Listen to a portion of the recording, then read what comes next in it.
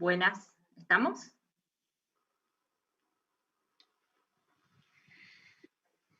Buenas tardes a todos, a todas. Estamos otra vez en un encuentro de nuestro ciclo de política exterior en el mundo en la encrucijada. Es un placer estar hoy moderando este panel. Nos acompañan personas muy importantes en lo que refiere a la política exterior, a pensar la política internacional.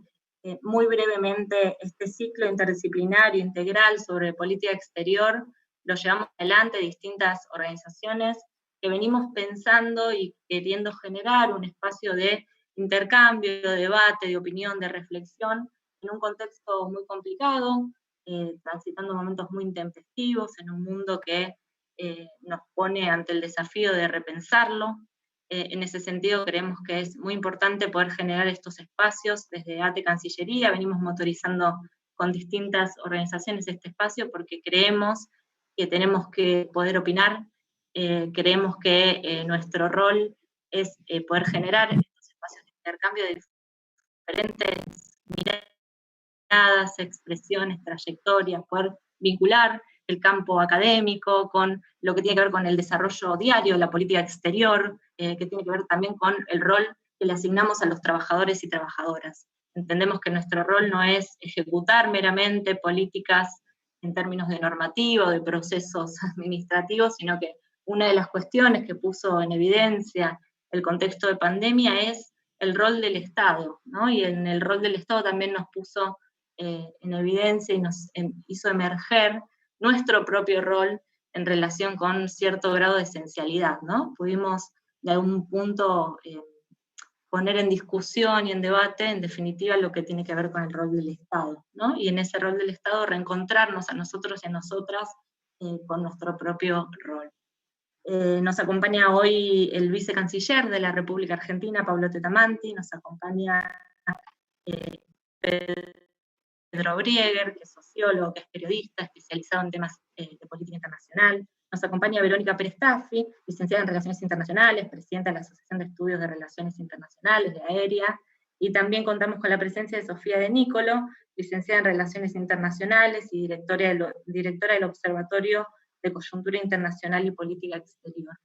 Así que sin mucho más, porque la verdad es que queremos escucharlos, escucharlas, es mucho lo que hay para decir en este eje que tiene que ver con qué podemos sintetizar en relación con este contexto de pandemia, pero también con cuál es la salida posible, cómo hacemos para pensar nuevos mundos, ¿no? O un mundo diferente, un mundo más integrado, un mundo que en la medida en que se recupera también pueda repensarse, ¿no? Volverse más diverso, más integrado, volverse un mundo más habitable, volverse un mundo más digno, volverse un mundo más equilibrado. Así que estamos en un contexto difícil, en América Latina también, venimos de semanas movidas, venimos de una recuperación de la democracia en Bolivia, después de una elección en la que vuelve a incorporarse el proyecto de MAS, con una elección con un resultado abrumador, venimos de un Chile que vuelve a poner en discusión y que vota modificar una constitución que tiene que ver con lo peor de la historia de las dictaduras latinoamericanas, que tiene que ver con el pinochetismo. Tenemos por delante desafíos muy fuertes, se vienen elecciones en Estados Unidos, hay un contexto geopolítico de un mundo que cruje, hay variables que tienen que ver con lo que sucede con China, Rusia, Estados Unidos, es decir, estamos en un momento realmente emblemático que nos pone ante desafíos grandes y queremos poder repensarlo y ser parte de estas discusiones para poder construir una política exterior soberana, una política exterior de desarrollo, una política exterior que sitúe a Argentina y a la región en un lugar que se merece por su historia y porque la queremos construir. Así que le paso la palabra al vicecanciller Pablo Tetamanti. Muchísimas gracias por estar acá y lo escuchamos atentamente. Muchas gracias, muchas gracias. Gracias por la presentación y sin duda para mí es un gusto compartir esta presentación con un panel tan importante. Espero poder dar algunas ideas para el pensamiento de todo lo que vos acabas de plantear, que me parece que es crucial para la tarea que nos espera y que en realidad tenemos que ejecutar hoy. Yo creo que es importante recordar exactamente dónde estábamos al fin del año pasado, o sea, de qué situación internacional teníamos cuando asume el gobierno del presidente Alberto Fernández. Al respecto, me gustaría leer una frase que dice: celebramos el sólido crecimiento económico mundial, pero reconocemos que ha sido cada vez menos sincronizado entre los países y que algunos de los riesgos clave, como las vulnerabilidades financieras y las problemáticas geopolíticas, se han materializado parcialmente. También reconocemos los problemas comerciales actuales.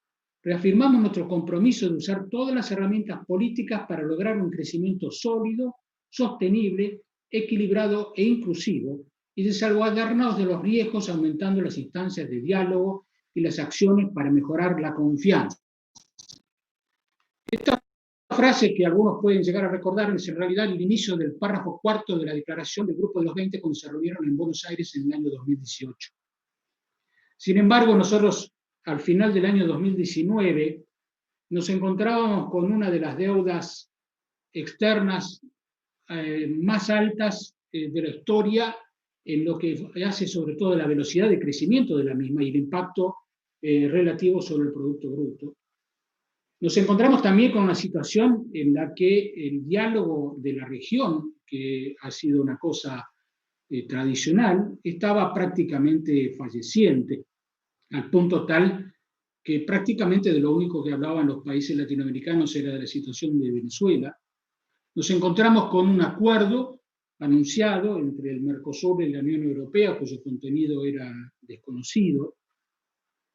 Nos encontramos además con una situación de deterioro del multilateralismo, que tal vez valga la pena hacer una pequeña reflexión sobre lo que significa ese deterioro, porque en realidad, sin tratar de hacer historia en 5 minutos, el final de la Guerra Fría trajo como una consecuencia menos vista el final de lo que era el diálogo norte-sur.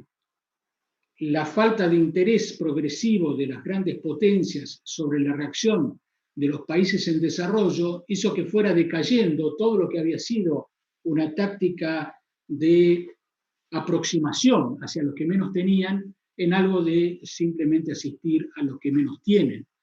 Y eso dejaba a países como los latinoamericanos y la Argentina prácticamente fuera del debate, un debate del que habíamos sido grandes partícipes, sobre todo después de la década del 60.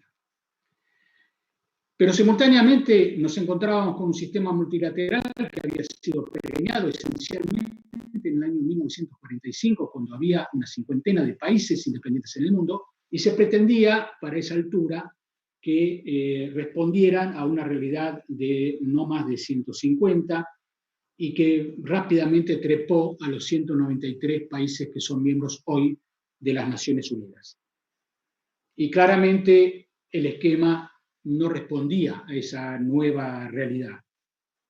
Por otra parte, dentro de ese deterioro del sistema multilateral, en el que podemos hacer un análisis, pero vamos a encontrar que no es sobre un aspecto solo, y tenemos una parálisis del Consejo de Seguridad cuando hablamos de paz y seguridad, un deterioro de la Organización Mundial del Comercio cuando estamos hablando de los intercambios, un deterioro del sistema de Bretton Woods, que se suponía que tenía que traer estabilidad a la moneda, y un progresivo deterioro de la relevancia de la Organización Internacional del Trabajo por lo que era la progresiva ya precarización de los trabajos nuevos, trabajo en un mundo más tecnocrático. Y menciono esas 3 cosas porque la idea básica de la Carta de las Naciones Unidas se había tratado de cubrir a los principales factores de producción de lo que es la teoría clásica de trabajo, capital y dinero, que está resuelto en estas 3 organizaciones. Pero podríamos hacer la lista mucho más larga y cubrir otras organizaciones. Teníamos el Acuerdo de París, paralizado para lo que es la agenda moderna. Esto dejaba también progresivamente en claro una progresiva tensión sobre quiénes son los nuevos grandes actores. Los grandes actores, por supuesto, incluyen a Estados Unidos, incluyen a Rusia, incluyen a Europa y a una creciente China, que ya no puede ser considerada una novedad en los últimos 5 años. Nosotros, en medio de todo eso, nos encontramos en el año 2019 con un campo relativamente reducido de diálogo y con temas claves de los intereses de la República Argentina, como puede ser la cuestión de las Islas Malvinas, que estaban sin resolver. Este es el panorama que uno enfrenta en diciembre del año 2019. Y muy poco tiempo después a eso le agregamos la pandemia. Menciono lo anterior porque muchas de estas cosas ahora se están viendo como si la pandemia lo hubiera provocado, cuando en realidad lo que permitió la pandemia es hacer evidente que esto estaba ocurriendo, aún para aquellos que no le habían prestado atención. Pero la pandemia lo que hace es agregar un elemento adicional a este problema. Y este elemento adicional tiene que ver también con la evidencia de que frente a esta situación que ya estábamos viendo, aparecen nuevas realidades, como puede ser la grieta del conocimiento. ¿Y a qué me refiero con eso? Muchos se refieren a este tema, y es que básicamente ahora no solamente tenemos un problema entre el norte y el sur, sino que posiblemente entre dentro de los propios países, y sin duda entre el norte y el sur, se puede ir agrietando cada vez más el conocimiento. Pero el conocimiento ya no es un conocimiento académico abstracto. Lo que estamos diciendo es prácticamente una nueva civilización. Y lo hemos visto con esta etapa en donde se han hecho tan populares los encuentros como este mismo, por parte de quienes pueden participar de la videoconferencia, que a la hora de la verdad termina siendo con gente que no puede hacer controles médicos a la distancia porque carecen de esta comunicación, chicos que no pueden asistir a los colegios virtuales porque carecen de este tipo de conocimiento, con lo cual nos planteamos hacia el futuro cómo va a ser la igualdad, cómo va a ser el crecimiento de la comunidad internacional. Y esto también puso de manifiesto dos cosas que teníamos que tener en claro, pero que resultan mucho más obvias. Una es que es esencial el tipo de infraestructura que tienen los países. Y menciono la infraestructura porque está claro que nadie tiene duda que esa infraestructura requiere una acción del Estado clave.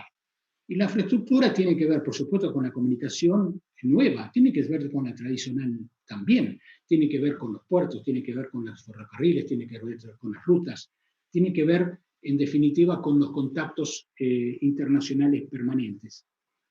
Y esto se reveló a instancias muy específicas, porque a la hora de la verdad todos sabemos que cualquiera que sea la discusión sobre la política que se mantuvo a lo largo del año, está claro que la Argentina, que tiene en este momento crecientes números como víctima del coronavirus, no hubiera podido sostener esta realidad en el mes de enero o febrero o marzo del corriente año, porque sencillamente la infraestructura no estaba ahí.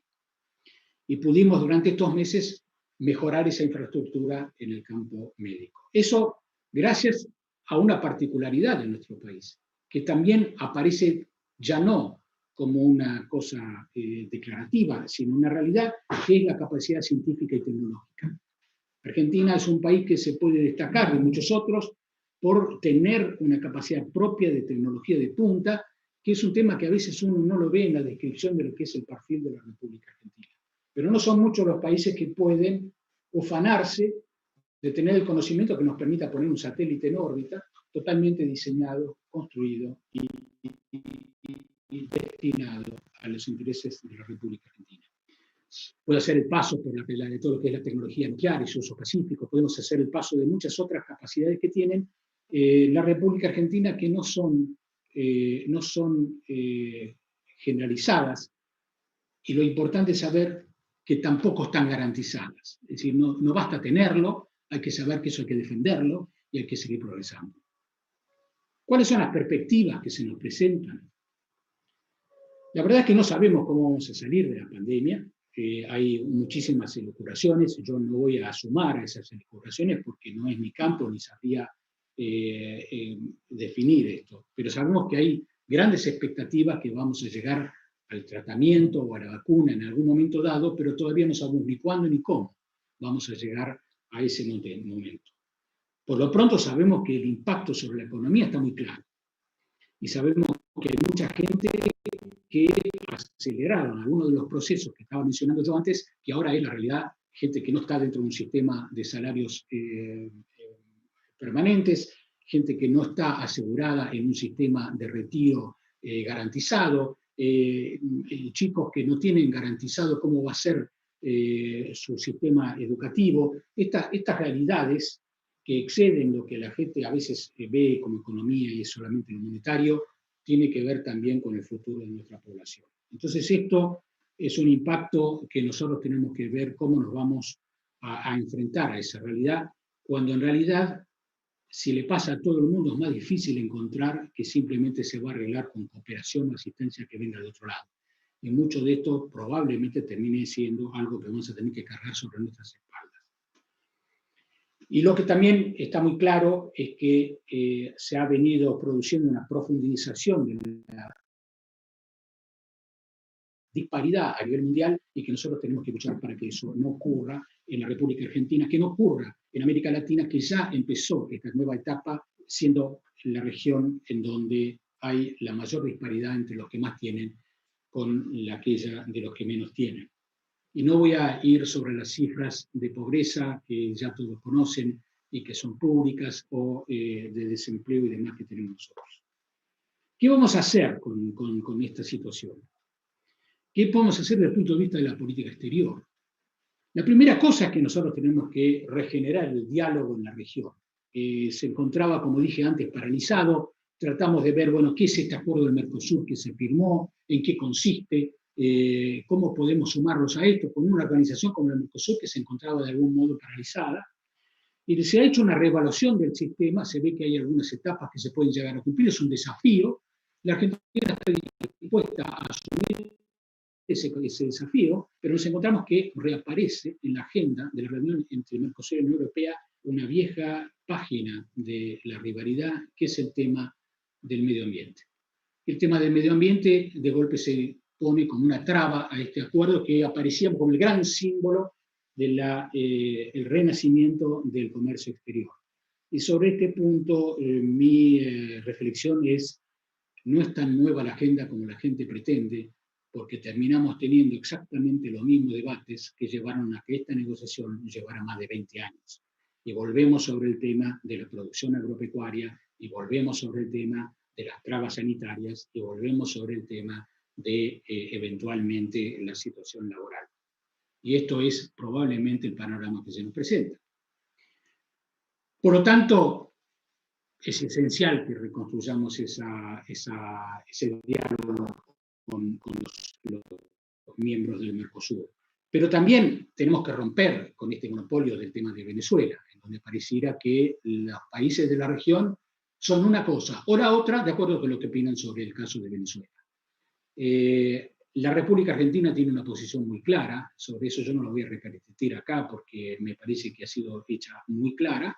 El presidente de la Nación ha definido con mucha claridad que en Venezuela tenemos un gobierno que es autoritario, que tiene que reconstruir sus instituciones democráticas y que creemos que lo tiene que hacer de manera pacífica, y los de afuera tenemos que ayudarlos a que eso ocurra, sin intervenir en asuntos internos de Venezuela. Lo cual no quiere decir que nosotros no defendamos, tanto en Venezuela como en cualquier otro, el pleno respeto de los derechos humanos. Esto algunos lo han llamado actitud oscilante. No veo que hay de oscilante, en esto hay una claridad absoluta. Lo que no hay es una política exterior de blanco o negro. Esto es lo que no ocurre. Y por lo tanto nosotros tampoco nos sentimos comprometidos a que tengamos que tener a ciertos socios si pensamos tal cosa y tales otros socios si pensamos tal otra cosa. Las relaciones internacionales no están basadas exclusivamente sobre la afinidad ideológica, y mucho menos las relaciones en América Latina. La historia de América Latina fue sobreponiéndose a divisiones ideológicas a lo largo de varias décadas. Si miramos cualquier época, es imposible encontrar que todos coincidieran exactamente en lo mismo. El hecho de que nosotros en el siglo XX nos hubiéramos encontrado en un momento dado con una coincidencia en donde había un corazón de países que pensaban en la capacidad de América Latina para empujar la patria grande, no quiere decir que eso sea una condición indispensable y que si no hay eso no hay nada. Nosotros creemos que tenemos que luchar de nuevo para conseguir eso. Pensar en una región que piensa en sí misma, que tiene su propia capacidad y que puede tener una voz en el concierto internacional. Entonces ahí está la reconstrucción del diálogo de la región. Tenemos que hablar con todos. Nosotros consideramos, no voy a hacer un listado de las organizaciones, pero suelo escuchar ahí, entonces, ¿por qué entramos en el Grupo de Lima, no entramos en el Grupo de Lima, o por qué vamos al... La Argentina tiene que afirmar, donde sea, con quien sea, y en todo momento, cuál es la posición de la República Argentina sobre cada uno de los temas que se plantean. Y se lo tenemos que plantear, tanto a los países que son amigos nuestros, como a aquellos países que no son tan afines a nosotros. Y lo vamos a hacer en donde corresponda que se haga en la OEA, que se haga en la CELAC, encontraremos más o menos países que nos apoyan. Tenemos que salir también de la región. Tenemos que saber que los países en desarrollo se han visto debilitados como países en desarrollo. Entonces ese movimiento, el Grupo de los 77, hoy no tiene la misma relevancia. Es necesario que países que son escuchados en varios grupos puedan interceder en este debate también. Y nosotros tenemos, francamente, una relación histórica con los Estados Unidos, en donde tenemos puntos de acuerdo, no en vano nuestra Constitución de alguna manera sale inspirada de la Constitución de los Estados Unidos, entonces cuando se habla de valores compartidos no hace falta ir mucho más lejos, pero nosotros tenemos una relación histórica con Europa, nosotros tenemos una relación estratégica integral con China, tenemos una relación estratégica integral con Rusia, nosotros tenemos una incipiente siempre relación con África que tenemos que profundizar y que sabemos que tenemos que profundizar, y una relación con Asia que siempre es un desafío para tratar de dar vuelta al planeta y darnos cuenta que estamos mucho más cerca de Asia de lo que la gente cree, porque no hace falta pasar por Estados Unidos o por Europa para llegar allí. Este desafío no es nuevo, esto viene de antes, y esto se plantea con una nueva vitalidad. Por supuesto, para hacer esto, nosotros hemos tenido que primero encarar lo fundamental. Nos encontramos una deuda externa que había que negociar. El gobierno ha conseguido negociar con el sector privado la gran parte de la deuda. Estamos en este momento negociando con el Fondo Monetario Internacional y esperamos que eso tenga buenos resultados porque es esencial a la economía de la República. Por supuesto, la Cancillería, como Relaciones Exteriores y Comercio Internacional, tiene un rol esencial en tratar de reconstruir las posibilidades de exportación hacia todos los mercados, sin ninguna, pero además de todos los productos, no solamente los productos agropecuarios, que es lo tradicional, sino también retomar la capacidad de producción industrial y no descuidar, como dije antes, la parte científica y tecnológica. Yo no quiero excederme mucho en el tiempo, sé que los tiempos son cortos. Quisiera concluir con esto. Nosotros tenemos que ser conscientes de nuestras capacidades, tenemos que ser conscientes también de los desafíos. La Argentina es un país que tiene enormes recursos naturales. Es un país que atrae a la inversión extranjera naturalmente. Nosotros tenemos que tener en claro que esa explotación de los recursos naturales tiene que tener en cuenta el beneficio de la población argentina. Y por eso las leyes que sacamos sobre el Atlántico Sur, por eso es necesario tener en cuenta la capacidad de minera, por eso es importante saber quién viene y para qué viene, y tener la mejor relación para el beneficio de la República Argentina. En esto está la inteligencia de la inserción de la que tanto se habló durante tantos años. Y tenemos que también ser conscientes de que la nueva realidad hace que el sistema multilateral no es solamente deficiente porque no funciona con 193 países, es porque es intergubernamental. Y en el mundo actual, lo intergubernamental en realidad no responde a las relaciones intersociales. La acción de la sociedad por fuera y por encima de la acción del Estado es una realidad, y con las comunicaciones internacionales aún más. Entonces la agenda es una agenda que va a ser global y que va a tener tensiones que van a ser provocadas a nivel global por lo que es la exigencia de las poblaciones en el mundo. Y eso tiene que ver con muchas cosas de la política exterior argentina, y por eso estamos bien parados, porque tiene que ver con la promoción de derechos humanos, tiene que ver con el medio ambiente, tiene que ver con la igualdad de género, que nosotros ahora estamos diciendo que es transversal. La Argentina lo venía haciendo. Con el tema global y la presión social, esto va a ser una agenda internacional. Y tal vez el sistema multilateral se va a tener que poner al día. Y después tenemos que tener también en claro que un sistema federal como el nuestro permite que seamos conscientes de la posibilidad de la interrelación entre provincias e incluso de municipios con sus contrapartes internacionales, porque no todo va a pasar por el Estado-Nación. Entonces ahí hay un desafío también para tratar de darle esa capacidad a todas las entes nacionales. Y yo cierro con una reflexión. Yo soy un muy orgulloso empleado público. Y soy un muy orgulloso empleado público porque decidí ser un empleado público para trabajar para el bien de la comunidad. Y trabajar por el bien de la comunidad significa que yo estoy tratando de hacer lo mejor de mí mismo todos los días, en todo minuto, para tratar de que la población argentina la pase mejor. Y al hacerlo, yo siento que una satisfacción que tal vez no hubiera tenido de otro modo. También siento que el Estado es la expresión de la comunidad que trata de organizarse para que sea para el bien de todos. No es un ente separado a la comunidad. No existe el Estado ni el sector privado. El Estado es la organización de los argentinos para tratar de que entre todos podamos enfrentarnos a este mundo. Y entonces cuando yo trabajo modestamente en la política exterior, cuando yo trato de ir a algún lado y decir las Malvinas son argentinas, yo sé que eso que yo estoy diciendo no lo digo porque se me da la gana a mí, no me lo digo porque lo dice el Estado argentino, lo digo porque la Argentina está pensando en eso.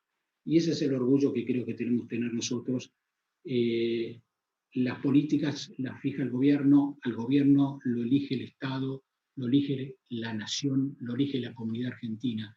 Y los que somos empleados orgullosos o empleados públicos, tratamos de que eso se transforme en realidad. Muchas gracias.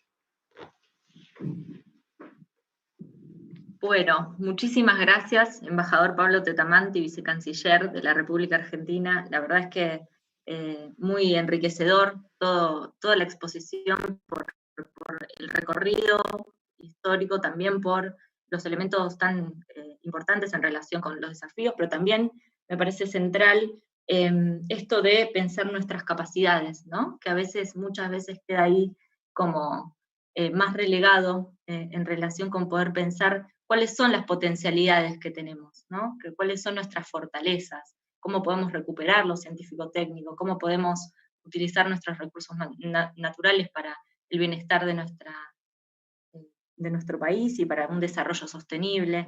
Me parece también central esta idea de pensar lo intrasocial, ¿no? Pensar una agenda global. En algún punto este ciclo humildemente intenta abordar en distintos encuentros muchos de estos ejes ya más en profundidad, ¿no? No quiero demorarme mucho más, sino agradecerle mucho su exposición por la claridad y también por todo lo que nos deja, recuperar esta idea de la comunidad, esta idea de que queremos tener un Estado, que todo lo que hacemos todos los días de los distintos lugares en los que estamos tiene que ver con eso, ¿no? Con asumir también un rol comprometido, con asumir que cada una de nuestras acciones y de nuestras tareas tiene que ver con un bien común.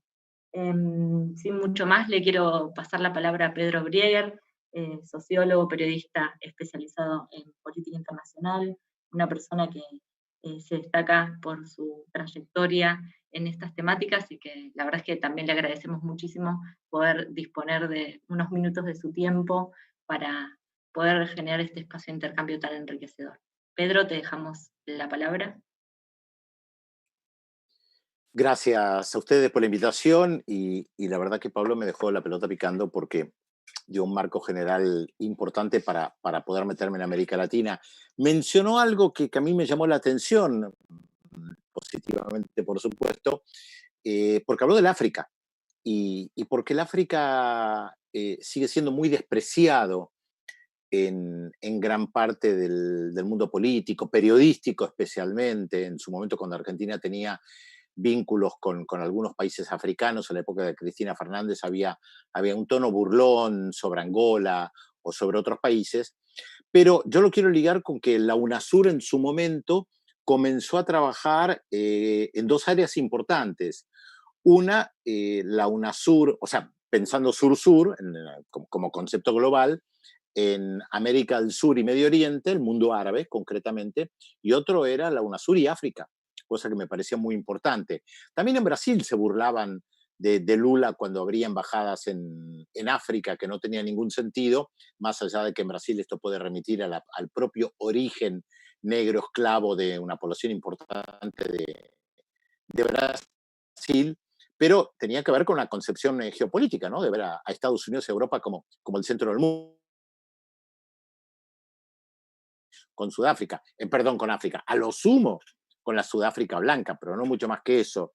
Y yo que tengo un programa de música internacional y política internacional, me regodeo siempre pasando justamente muchísima música de África, que es alucinantemente bella y en gran cantidad y prácticamente desconocida por aquí. Y por supuesto que es muy desconocida la política, es verdad, venimos de los barcos que llegaron de Europa, es real en gran medida, algo también del África, pero hay un desdén, lo mismo hacia el mundo árabe, aunque ahí hay una cierta cercanía por orígenes. Yo pensaba plantear algunas preguntas, inquietudes respecto de lo que pasa en América Latina y el Caribe, pensando en que la próxima semana se cumplen 15 años del no al ALCA. Y que a veces es tomado muy a la ligera lo que pasó ese 5 de noviembre en Mar del Plata. Me imagino que varios de las personas que están ahora participando lo recordarán, otras tal vez eran muy jóvenes como para recordarlo. Pero el ALCA era el gran proyecto que tenía Estados Unidos para la región. Era el gran proyecto regional que buscaba subordinar política y económicamente a América, salvo Cuba, a la política de los Estados Unidos.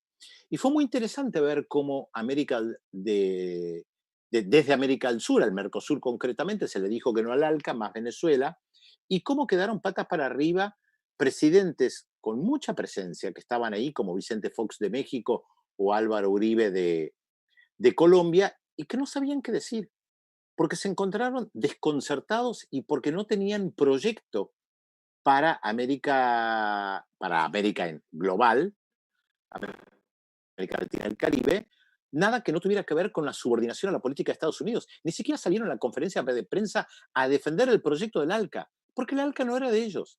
El ALCA era justamente de los Estados Unidos. Yo sostengo, lo dije en su momento también, que Estados Unidos se quedó en ese momento sin una estrategia global para la región. No es que se haya olvidado de la región, esto lo debatí muchas veces. Estados Unidos nunca se olvida de América Latina. Nunca, nunca, nunca. El error era pensar que porque estaban invadiendo Afganistán en el 2001, invadiendo Irak en el 2003, se habían olvidado de América Latina y el Caribe. Nunca se olvidan. El Plan Colombia seguía existiendo, el bloqueo a Cuba seguía existiendo, los proyectos regionales de Tratado de Libre Comercio seguían existiendo, el ALCA estaba, fracasa, pero el ALCA estaba, y podría dar muchos otros ejemplos para marcar por qué Estados Unidos seguía manteniendo la doctrina Monroe, la famosa doctrina Monroe, como un eje central. Lo que Estados Unidos no previó, porque al fin y al cabo no tienen a todos los gurúes ni tienen la bola de cristal, no previó dos cosas. Primero, no previó el rechazo al ALCA, no se lo vieron venir, sabían que había ciertas conversaciones, pero no se lo vieron venir, si no yo creo que Bush ni siquiera hubiera venido a Mar del Plata porque hubieran considerado que eso iba a fracasar y no tenía sentido mandar al presidente de los Estados Unidos. Después están todas las anécdotas que corrieron alrededor de Chávez y Néstor, viendo cómo alargaban los discursos, esa picardía argentino-venezolana para joder, para decirlo de alguna manera, que era lo real, para joder a Bush. Pero yo creo que eso fue un hecho que sorprendió a los Estados Unidos. Y el segundo hecho que tampoco podían prever, obviamente, fue el desarrollo de una corriente, llamémosle progresista, nacional y popular, nacionalista, de izquierda, centroizquierda. Es difícil de denominarla porque es una corriente muy heterogénea. No tiene parámetros muy claramente delineados. Pero todos sabemos que en esa vereda estaban Lula, Néstor, y que en la otra estaban Uribe y Fox, a las que después se sumaron un Evo Morales, que vale la pena recordar, en Mar del Plata, en la Cumbre de las Américas, marchó en las calles como un dirigente social, y nadie soñaba siquiera con la aparición de un Rafael Correa, de un Fernando Lugo.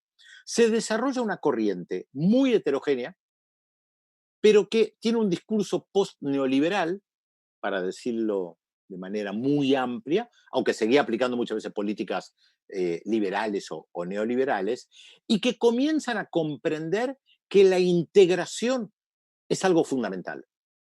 Vale la pena recordar que la primera reunión de presidentes de América del Sur se realiza en el año 2000.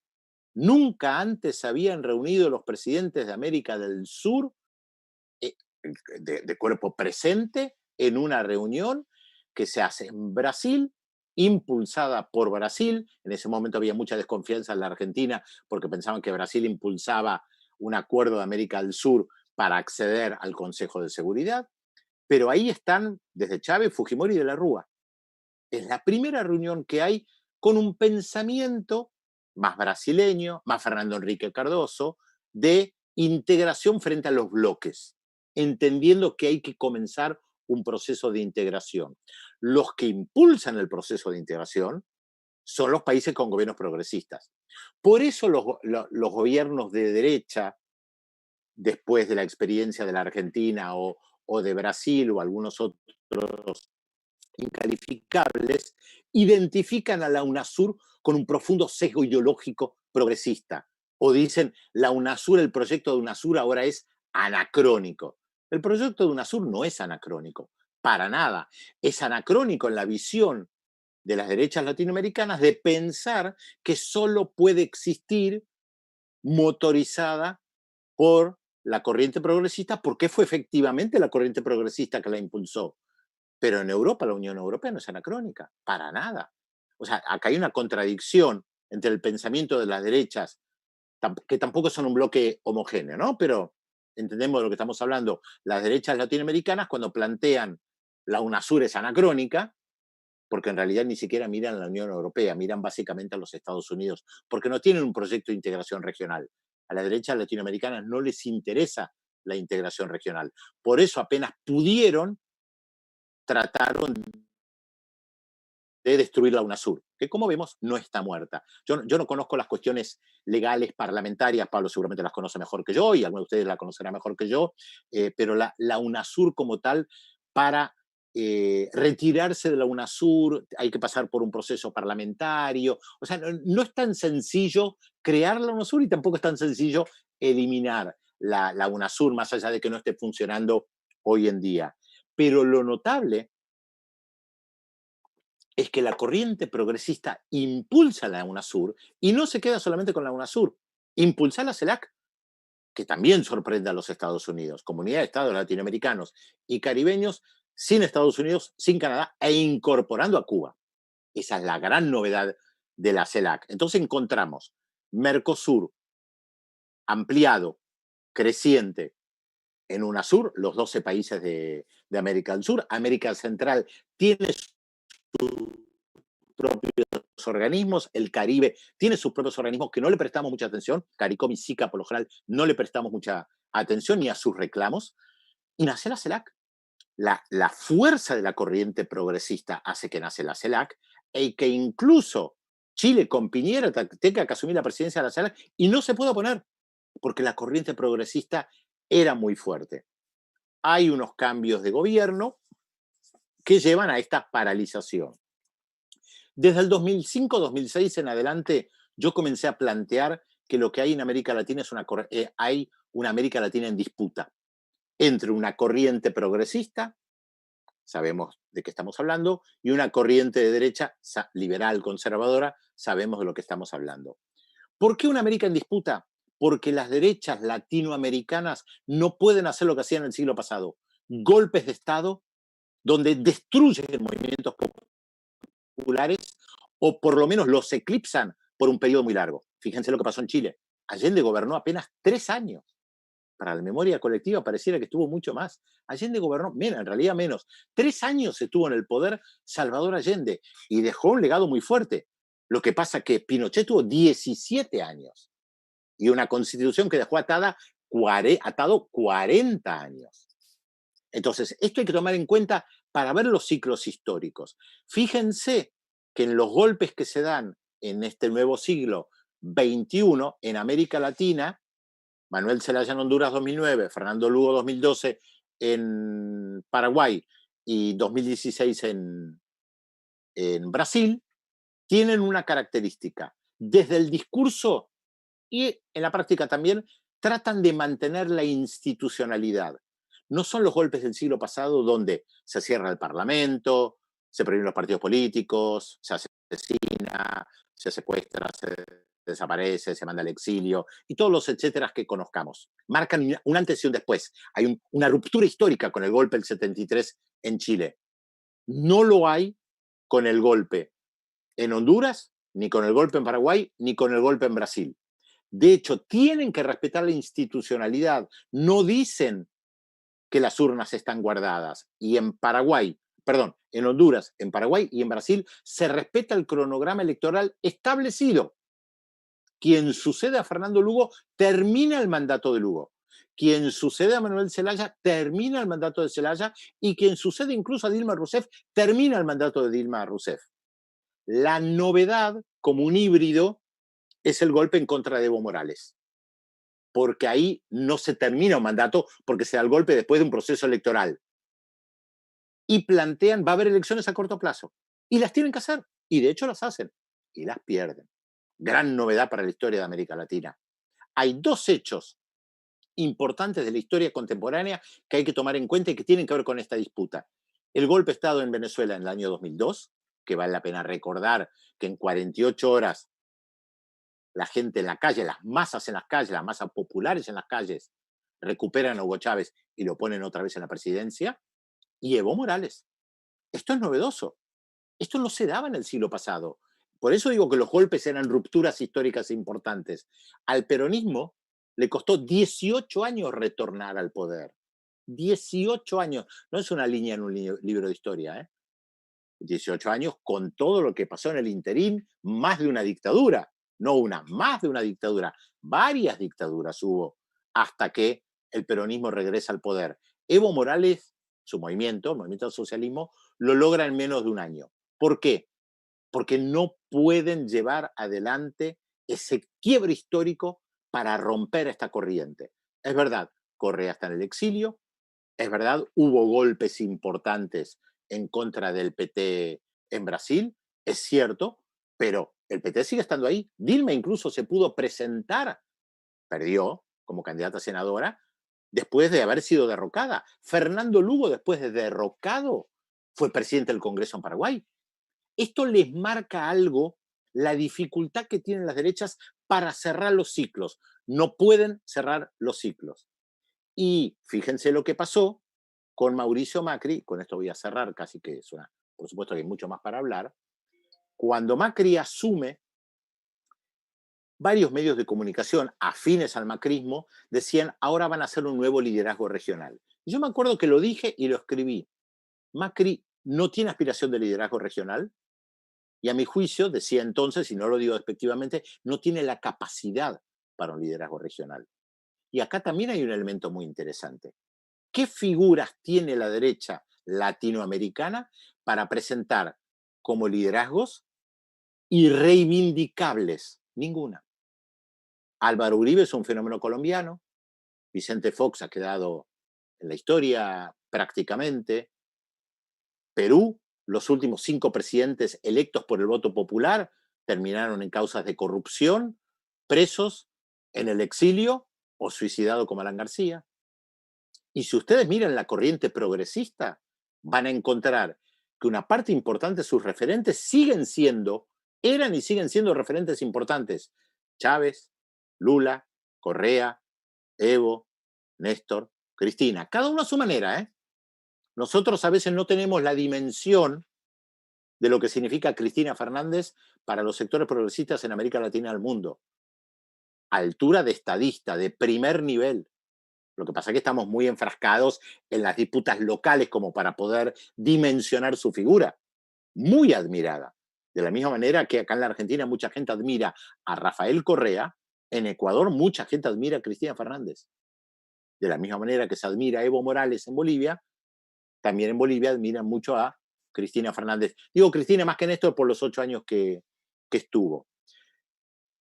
Para cerrar, se está hablando de una nueva ola progresista. Yo no sería no me apresuraría a llamarlo esto una nueva ola progresista.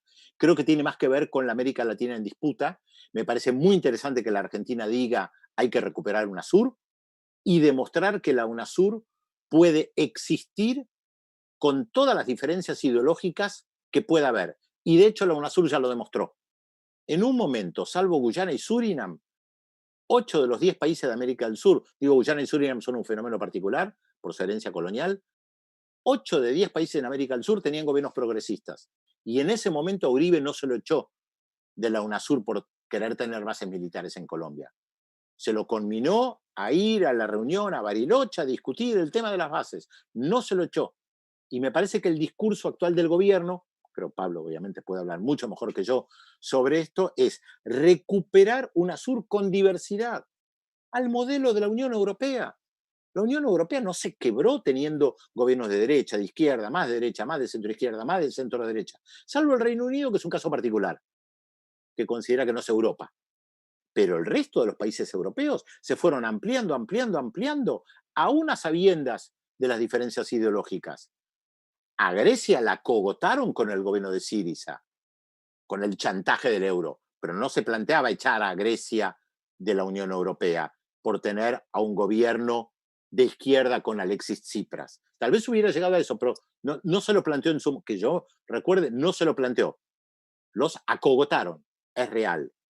En ese sentido, plantear que se tiene que trabajar a nivel regional es fundamental. Frente a la pandemia se hubiera podido trabajar mucho mejor con el tema medicamentos, con muchísimos otros temas. Entonces, me parece que seguimos estando en una etapa muy interesante de la región y, por supuesto, con expectativa, más allá de lo de Bolivia y Chile. Lo de Chile obviamente no está cerrado, sigue siendo un curso abierto, con las elecciones el año que viene en Ecuador, que son importantes. Perú es un gran signo de pregunta, hay que tomarlo en cuenta también por la inestabilidad política. Y bueno, cierro acá porque sé que hay mucho más para decir, pero encima yo estoy corto con el tiempo, tengo que entrar a la radio, pero además porque me quiero quedar unos minutos más con ustedes. Son algunas reflexiones.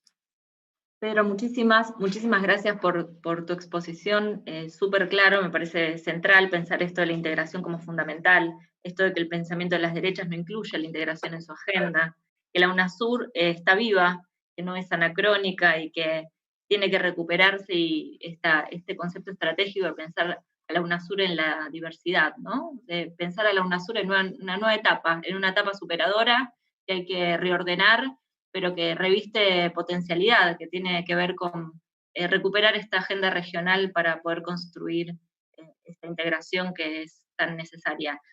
No quiero demorarme mucho, presento a Verónica Perestaffi. Verónica, licenciada en Relaciones Internacionales, presidenta de la Asociación de Estudios de Relaciones Internacionales de Aérea. Verónica, paso la palabra. Bueno, muchas gracias. Gracias a ATE Cancillería, y quería agradecerte a vos, Lucía, y bueno, al embajador Tetamanti, a Pedro, a Sofía. Gracias por la invitación. Voy a tratar de ser breve. Lo que me sorprende, en realidad, es que coincidamos sin saber de qué iba a hablar el otro, en realidad, coincidamos en tanto. Yo me atuve finalmente, digamos, para abordar el tema en el título, ¿sí? de la charla. De alguna manera me sirvió de guía para poder atrapar algo de lo que se pueda atrapar de estas relaciones internacionales, la integración del mundo que se viene, realidad, posibilidades y desafíos. Yo antes de la catarata de datos, opiniones, que se han intensificado, sobre todo en esta coyuntura tan particular, ¿sí? En la que estamos inmersos, en la que está inmerso el mundo, me parece que pareciera como más difícil empeñarse en un ejercicio de interpretación, de búsqueda de causas, que seguir sobre el discurso del desorden, del desorden, de lo que va a venir, ¿no? De esto de este altísimo grado de incertidumbre que todos se plantean. Pero en realidad lo que pienso también es que si algún mérito tiene este discurso del desorden, es el de llamar la atención sobre la necesidad de un urgente cambio de rumbo. Y no solamente, digamos, llamar la atención sobre eso, sobre la necesidad de un cambio de rumbo, sino sobre la distribución de responsabilidades. Yo insisto mucho en eso, insisto en que una de las formas de hacer comprensible, ¿sí? Este mundo que se viene, tiene que ver primero con tener claro esas dos cuestiones, cambiar de perspectiva, ¿sí? O por lo menos combinar las perspectivas tan muchas veces simplistas. Yo vengo del campo de las relaciones internacionales y lo que ha abundado históricamente dentro del campo de estudio ha sido, digamos, una perspectiva muy simplista, casi cartesiana, para explicar el mundo. Creo firmemente, ¿sí?, que desde la perspectiva de los enfoques de la complejidad, nosotros podemos examinar el mundo y decir mucho más sobre él. Por eso presté atención al recorrido histórico que hizo el embajador Tetamanti, a lo que recién acaba de mencionar Pedro, ¿sí? Esto de recurrir a la historia, ¿sí? La historia siempre es una gran herramienta, ¿sí? No solamente la historia, digo, sino el estudio interdisciplinario, ¿sí? La macrosociología tan necesaria, ¿sí?, para decir algo más que sobre el mundo, que la competencia entre los grandes poderes, entre las grandes potencias, sin soslayar eso, ¿sí?, hablar también de las sociedades. Entonces, en cuanto a los desafíos que también plantea el título, el desafío lo plantea la propia realidad, ¿sí? En realidad, lo que quiero decir es que esta situación, esta coyuntura, lo que hizo fue poner sobre la mesa y visibilizar, ¿sí?, mucho de lo que yo fui anotando, de muchos eventos, charlas, de lo que he leído en este último tiempo, que hablan sobre el déficit sistémico de gobernanza, que habla sobre una globalización irresponsable, que habla sobre el abandono de lo colectivo en función de un excesivo individualismo, ¿sí?, que habla de la fragilidad de las instituciones internacionales, que habla de la erosión de la capacidad para gestionar y distribuir bienes públicos. Respecto de lo que vendrá, que ese es el desafío, muchos hablan de eso, de lo que vendrá como una transición.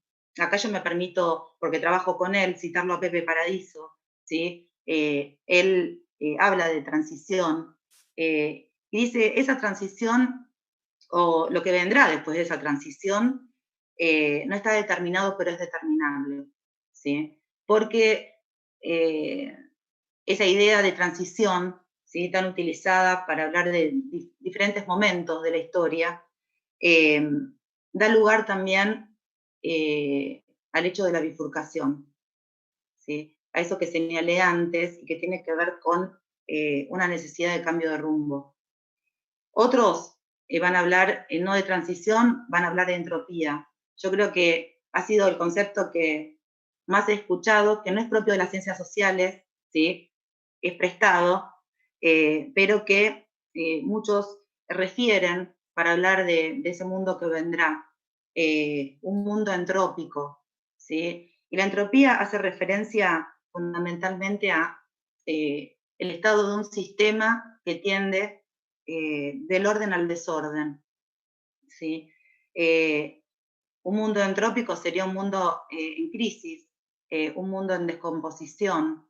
La entropía hace referencia a que en un sistema algo se rompió y que ese sistema no va a poder volver a ser lo que había sido, ¿sí? Y otros hablan de interregnio, ¿sí? Dicen, bueno, ese mundo que vendrá será un mundo en interregnio. Y hacen referencia a que ese interregnio va a dar lugar a una situación de una sociedad infragobernada o infrainstitucionalizada. Pero ese mundo en interregnio, y acá me permito citar a Wolfgang Strick, ¿sí?, un sociólogo alemán, que hablaba de esto desde hace mucho tiempo, sobre todo retomando esa fórmula brodeliana del anteayer, ayer y el antaño, ¿sí? Retomando las crisis del capitalismo, ¿sí? Sobre todo, ¿sí? Cuando se rompe ese acuerdo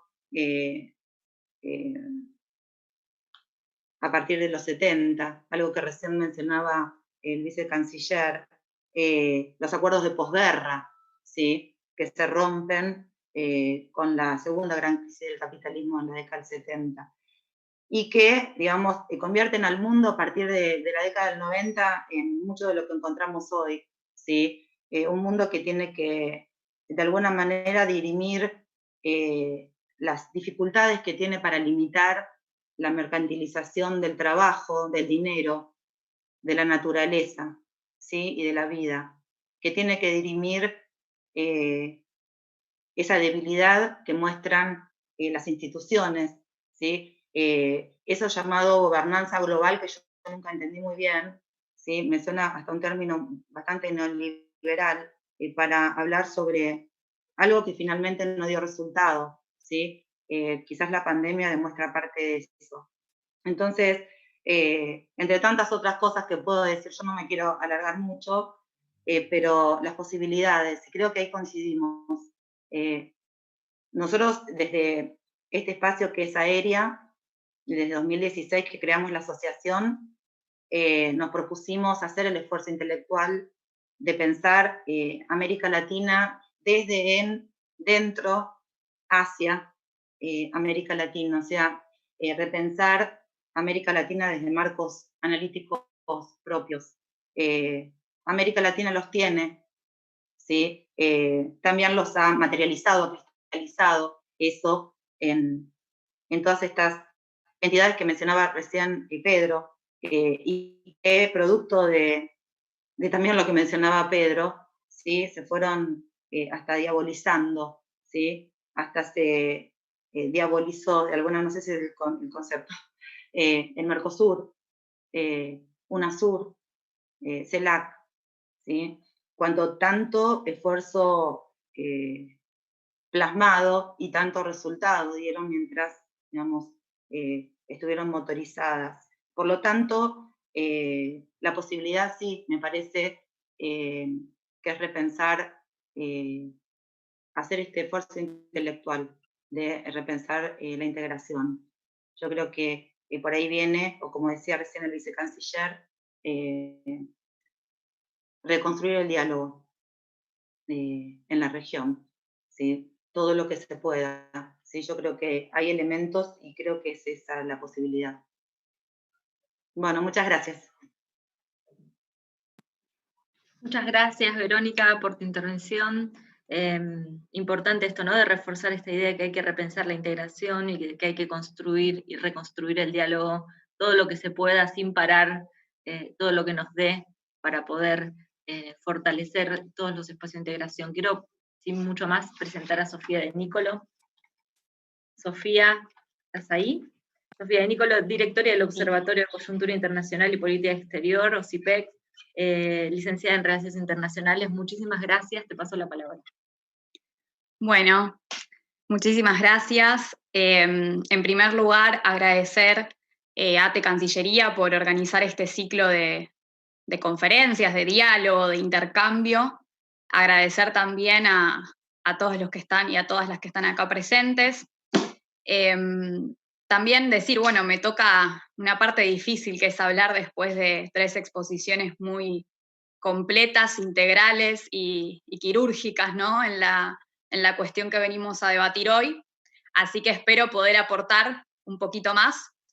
Y antes de arrancar, por ahí contar, para también que se entienda, ¿no? Desde dónde hablo. Yo pertenezco a una asociación que es el Observatorio de Coyuntura Internacional y Política Exterior, actualmente como directora de ese observatorio, que es un observatorio que se dedica justamente a estudiar 2 caras de la misma moneda, que una es la coyuntura internacional, es decir, dónde estamos, estudiar el mundo que habitamos, y por otro lado la política exterior, que es básicamente cómo nos paramos frente a ese mundo que habitamos. Y dentro de esas 2 caras de la misma moneda, en nuestro observatorio tratamos de trabajar distintos nodos problemáticos o con la lectura de nodos problemáticos cuestiones que tienen que ver con esa inserción de nuestro país en el mundo y con lo que implica la inserción de nuestro país en el mundo, que es básicamente discutir, como comentaba al principio de este ciclo en la presentación hace ya unas semanas, qué modelo de país queremos. Porque para hablar de política exterior tenemos que hablar de modelo de país. No hay política exterior sin política nacional.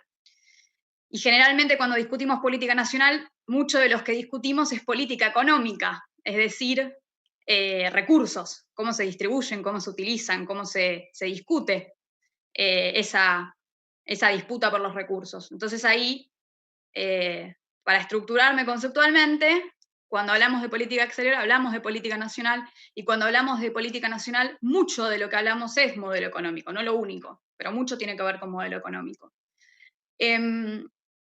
Y para poder introducir esta charla, yo no puedo dejar de mencionar, porque soy parte de, o mejor dicho, todos mis ideales, mis convicciones, mi formación profesional, mi formación política, incluso mi experiencia laboral y todo lo que tiene que ver con quién soy y con la construcción que hacemos dentro del observatorio, tiene que ver con haber sido parte de una generación que nació al calor de un proyecto político que fue el que inició Néstor Kirchner, y recordar hoy que se cumplen 10 años, ¿no?, de su paso a la inmortalidad.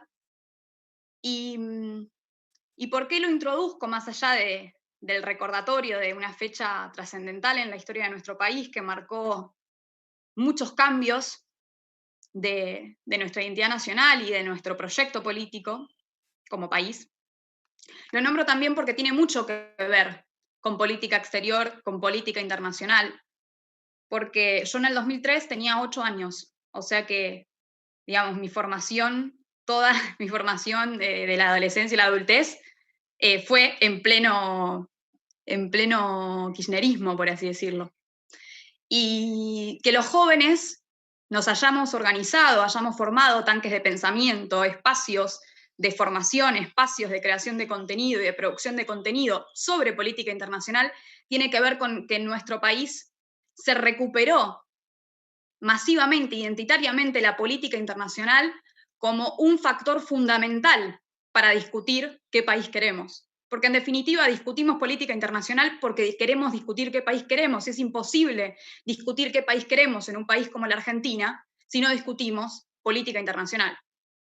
Esa máxima peronista del general Perón la recupera Néstor Kirchner y luego Cristina Fernández de Kirchner, y es al calor de esos debates que se dieron en la política que también muchos jóvenes decidimos involucrarnos, algunos desde este lugar, desde la creación desde la producción, la creación de sentido, como hacemos en el OSIPEX, ¿no?, desde una mirada crítica, desde una mirada situada.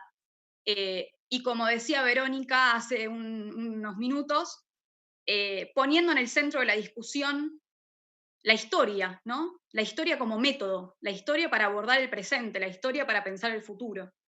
Y habiendo dicho esto, hoy hace unas horas leía un complemento, una revista que salió por los 10 años del paso a la inmortalidad de Néstor Kirchner, donde Sandra Russo, una periodista que conocerán todos y todas, decía: si el mundo ha llegado a la hecatombe, es por falta de este tipo de cuadros políticos en todo el mundo.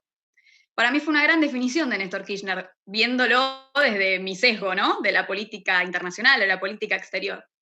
Y la importancia, ¿no?, de hablar de liderazgos cuando hablamos de este tipo de cuestiones. El rol que tienen los liderazgos en los procesos históricos.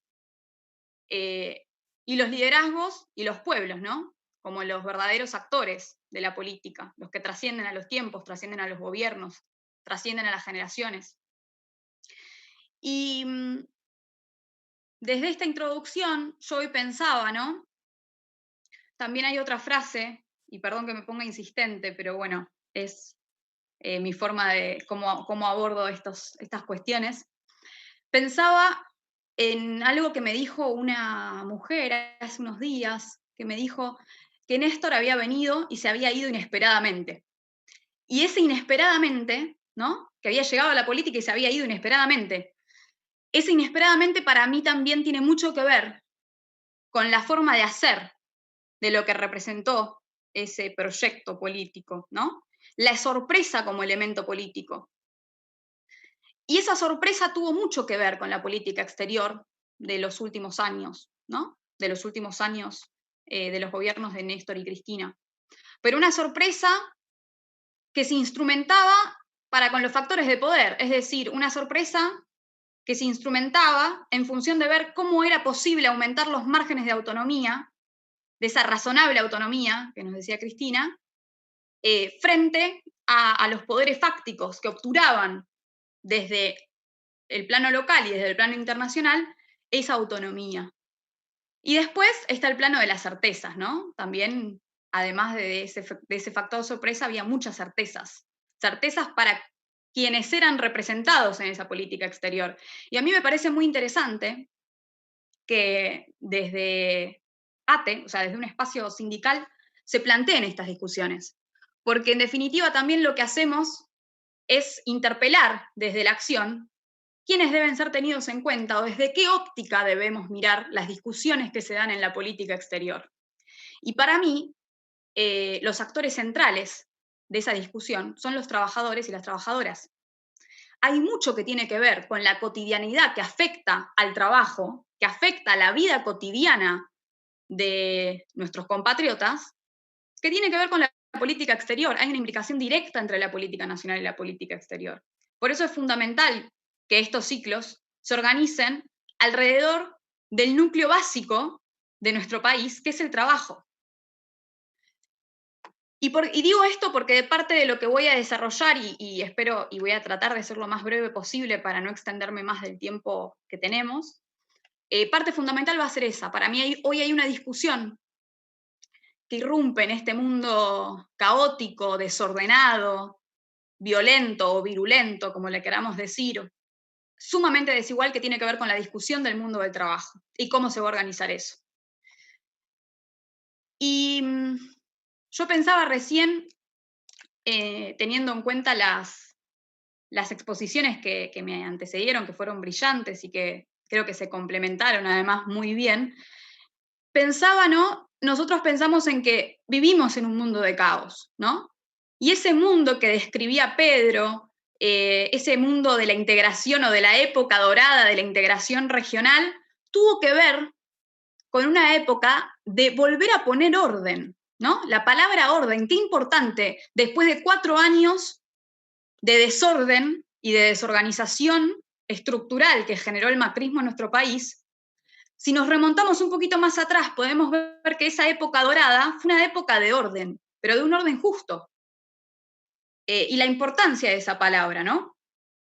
¿Y por qué hablo de orden? Porque también muchas veces se dice que los gobiernos nacionales, populares, progresistas, como los queramos definir, son gobiernos, ¿no?, que pareciera que vienen a irrumpir y a romper, cuando en realidad nosotros vivimos, y nosotras vivimos, en un mundo que constantemente disrumpe, rompe y destruye.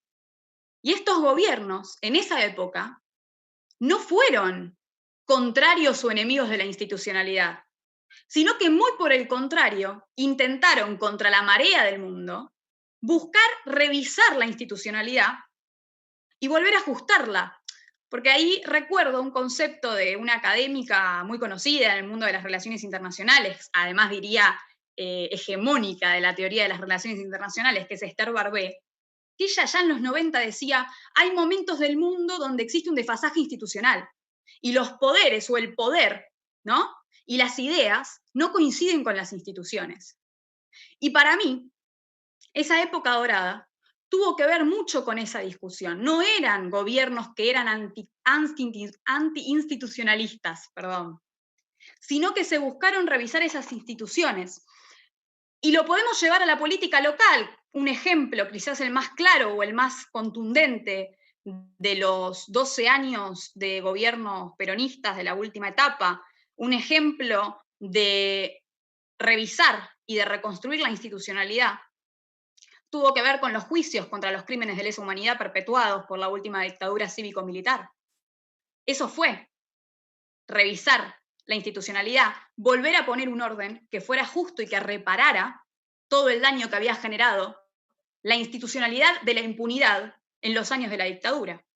Y si eso lo queremos llevar También podríamos hablar de la legislación en materia de protección y seguridad social, en un mundo que desfinancia, desprotege y deja al azar la seguridad social, o más que al azar, al sálvese quien pueda, y el que pueda pagarse su pensión para cuando no pueda trabajar más y tenga que tener una jubilación, si se la pudo pagar la tendrá, y si no, no.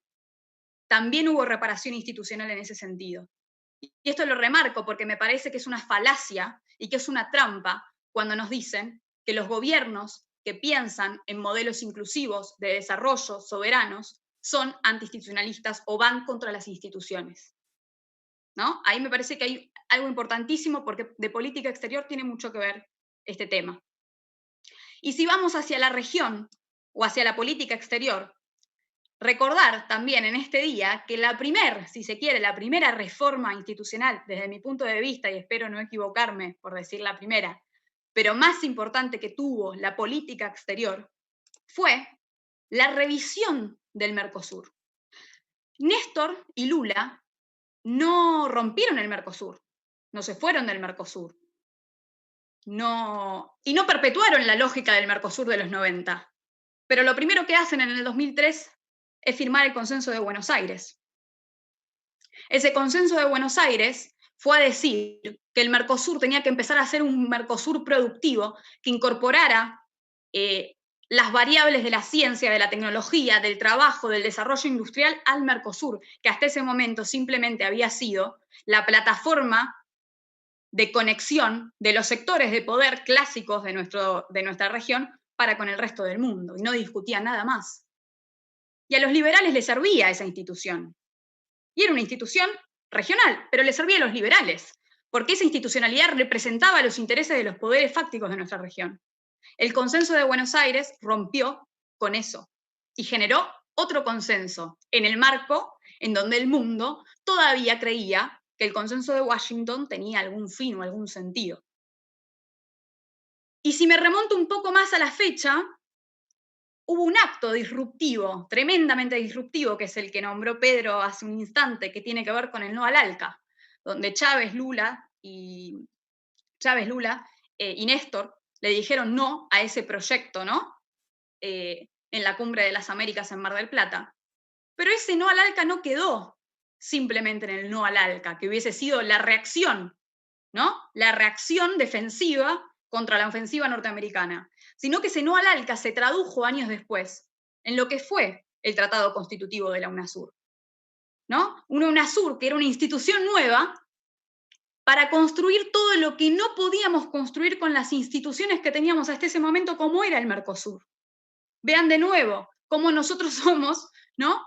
Esos proyectos políticos son los que crean institucionalidad, pero de acuerdo a los intereses y a las necesidades concretas que tienen las sociedades, los pueblos de los países que la integran.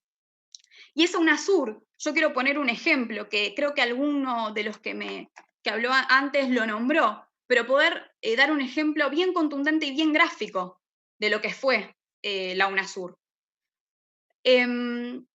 Hubo un proceso dentro de la UNASUR, el segundo consejo, si no me equivoco, que se crea dentro de la UNASUR fue el Consejo de Salud Sudamericano, que estaba conformado por los ministros y ministras de salud de los países de la región. Ese consejo lo que buscó, ¿no?, era poner la agenda de salud en el foco o en el centro de la construcción política, económica e institucionalidad, con todos los déficits de la institucionalidad de UNASUR, poner eso en el centro. Ya no se iba a hablar de comercio como algo abstracto, o no se iban a plantear reglas para el comercio. Para eso ya estaba, en el caso nuestro, el Mercosur, y ahí vamos a dar otras batallas, si se quiere, hasta del campo simbólico de la política exterior, ¿no? Alrededor de qué agendas puede organizarse esta región. Y uno fue la salud. Y ahí, para recordar simplemente algunas de las cosas que se propusieron y que se empezaron, creo que se podrían haber desarrollado mucho más si esa construcción hubiese seguido en pie, pero ahí se plantearon cosas importantísimas. Se había planteado una red regional de vigilancia epidemiológica. Miren qué importante hablar de esto en un momento de crisis sanitaria global. Hace años que los espacios dedicados a estudiar la salud en el marco internacional anuncian que estas pandemias pueden ser posibles. Dentro de todos los factores, uno de los que dicen, yo no soy conocedora del tema, pero uno de los que se nombran es el cambio climático y el proceso de descongelamiento de los glaciares, etc. No importa, pero el tema acá, o sí importa, mejor dicho, pero yo no voy a profundizar porque no es mi tema. Pero es crucial entonces ver cómo estas discusiones que parecen coyunturales, algo que decía el vicecanciller al principio, son en realidad discusiones que ya se vienen dando, pero a los que algunos y algunas no le estaban prestando atención. Uno es el factor o la cuestión del cambio climático, y la otra también eran las pandemias, que tienen mucho que ver con ese cambio climático. Y esta UNASUR había creado esa red de vigilancia epidemiológica ya hace casi 10 años. Se había generado también un plan regional de prevención y de atención de cáncer de cuello uterino, por ejemplo. Yo no sé si estas cosas la gente las sabe, yo no las sabía en profundidad hasta hace muy poco tiempo, cuando me puse a investigar más de este tema. Se había también liderado procesos, y esto me parece fundamental, un proceso de negociación conjunta para la compra de medicamentos vinculados al VIH y al cáncer. Y se había creado también el Banco de Precios de Medicamentos, que permitió que la región se planteara como un bloque a la hora de negociar precios. Y esto en criollo, ¿qué quiere decir? Si Brasil tenía que comprar un medicamento, Brasil, por su capacidad de compra y por la población que tiene capacidad de marcar un precio mucho más bajo y mucho más rentable que la Argentina, y ni hablar Ecuador o otro país pequeño. La negociación conjunta lo que permitía era establecer un precio para todos igual, porque si no Brasil no le compraba. Ese es un ejemplo para graficar lo que implicaba eso. ¿Y por qué menciono esto? Porque me parece que algo que mencionaron acá y que hicieron mucho énfasis fue la integración regional, y que ese siempre es un norte de nuestra construcción de política exterior, porque bien sabemos que Argentina, por su tamaño, por su población y por distintos factores, sola no puede generar el proyecto nacional que necesita para poder incluir a los 44 millones de argentinos y de argentinas con trabajo digno, de calidad y con buenos salarios. Y no puede, sin ese gran proyecto, pensar en reformar realmente y profundamente el modelo de desarrollo industrial que Argentina necesita. Es decir, que esa integración, en lugar de cercenar nuestra autonomía, nuestra soberanía, lo que hace es potenciarla. Y ahí de nuevo le vamos a dar el debate teórico, esas viejas teorías que hablan de que la integración implica ceder soberanía. A nosotros la integración nos permitió pensar en una soberanía mucho más real, mucho más transformadora, que se salga del himno y la bandera, que obviamente que son nuestros y que todos amamos cantar el himno y amamos nuestros símbolos, pero eso solo no es la soberanía. Soberanía es poder pensar en un proyecto industrial que verdaderamente genere trabajo de calidad y que genere una producción que vos después le puedas vender a tu propia región. Y ahí, que tus empresas, ¿no? Que las empresas, que el sector productivo pueda generar la escala suficiente para poder producir, y producir con buenos salarios, y producir con calidad y con innovación. Y no me quiero extender mucho más porque me voy a ir y no voy a llegar a decir nada de todo lo que tenía pensado, pero agregar quizás algunas cuestiones más del panorama global y así cerraría con el panorama global, bueno, ¿dónde estamos? Y por ahí plantear 2 o 3 puntos del qué hacer, para que no sea todo un mero diagnóstico de mi parte, sino poder aportar al menos una reflexión a ese debate desde el qué hacer.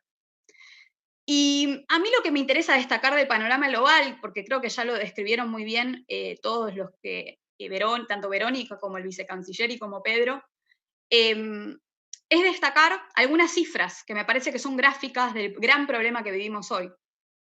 Hoy lo que vivimos es un crecimiento cada vez más débil, un crecimiento económico mundial débil, un estancamiento del comercio en algunos casos, el bajo precio relativamente hablando que empiezan a tener los commodities nuevamente, el sobreendeudamiento a nivel de estados, pero también a nivel de las familias, ¿no? A nivel individual. Una crisis actualmente de oferta y demanda, producto de lo que generó la pandemia, pero no solo la pandemia, lo que lo generó verdaderamente es cómo está organizado el sistema de producción global, en esas famosas cadenas globales de valor, ¿no? donde todos los bienes intermedios que necesitamos para producir los bienes finales están concentrados en una zona del mundo, y todos le tienen que comprar esa zona del mundo. Que esa zona del mundo está además gobernada por empresas transnacionales, ¿no? Con empresas transnacionales que operan en el sudeste asiático, en China, pero con empresas transnacionales en su gran medida. Y en este sentido, creo que hay, para sintetizar, nosotros en el OSIPEX hace poco sacamos una nota que se llama La pandemia de las desigualdades, que se las recomiendo, si a quien le pueda interesar, escrita por Manuel Valentí Randi, donde él dice que esta crisis sanitaria global trae aparejada una profundización de las desigualdades en 3 planos: entre los estados centrales y los periféricos, entre los sectores sociales y entre los estados y las grandes corporaciones. Es decir, que en todos los niveles los débiles son cada vez más débiles y los fuertes cada vez más fuertes.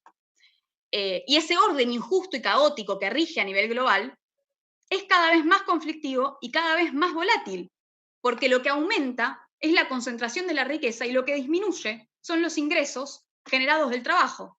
Es decir, en el mundo crece la riqueza, pero en las mismas manos, de forma concentrada, y lo que disminuye es el trabajo y los ingresos por ese trabajo. Esa es la discusión de fondo que hay hoy en el mundo. Y bueno, y dije que quería dar algunos números. Según un estudio reciente del Banco Mundial, hay más de 350 millones de personas que podrían caer en la pobreza y 100 millones que podrían caer en la pobreza extrema. Este es el primer dato que nos da el Banco Mundial. En la América Latina y Caribe la situación es aún más extrema, producto de que es el continente más desigual del mundo en materia de redistribución de la riqueza. La OIT, otro organismo internacional, nos dice que en el segundo trimestre de este año se habrían perdido en horas de trabajo el equivalente a 495 millones de empleo a tiempo completo. ¿Qué nos dice también? Que la pérdida global de ingresos laborales durante los primeros 3 trimestres de este año asciende a 3,5 billones de dólares, ¿no? Perdón que diga tantos números, pero me parece que son gráficos, para algo sirven, ¿no? ¿Qué pasa dentro del sector de los trabajadores y las trabajadoras? Bueno, son las personas jóvenes, las personas mayores y las mujeres quienes más sufren o quienes son los más afectados por la pérdida de empleo en este marco de pandemia y de desigualdad arrastrada del sistema que antecedió a la pandemia y que continúa. Hay una profundización de las desigualdades por razones de género que en este ciclo ya sé que se ha tratado en un panel específico al respecto, pero hay una profundización de esas desigualdades por razones de género que tiene que ver con que de los trabajadores informales, por ejemplo, el 53% son mujeres, ¿no? Digo, ahí hay otro plano de la desigualdad que es transversal a todos los que ya mencionaba. Y por otro lado, hay 1.000 millones de personas en el mundo que corren riesgos de perder su trabajo o caer en la pobreza, o ambas cosas. Y en paralelo a estos números que les estoy dando, hay 5 hombres, y uso la palabra hombres a propósito, 4 de los cuales además son blancos y estadounidenses, y esto lo digo porque tiene que ver con la redistribución geográfica, ¿no? Y con las desigualdades estructurales que nos aquejan hoy a la humanidad.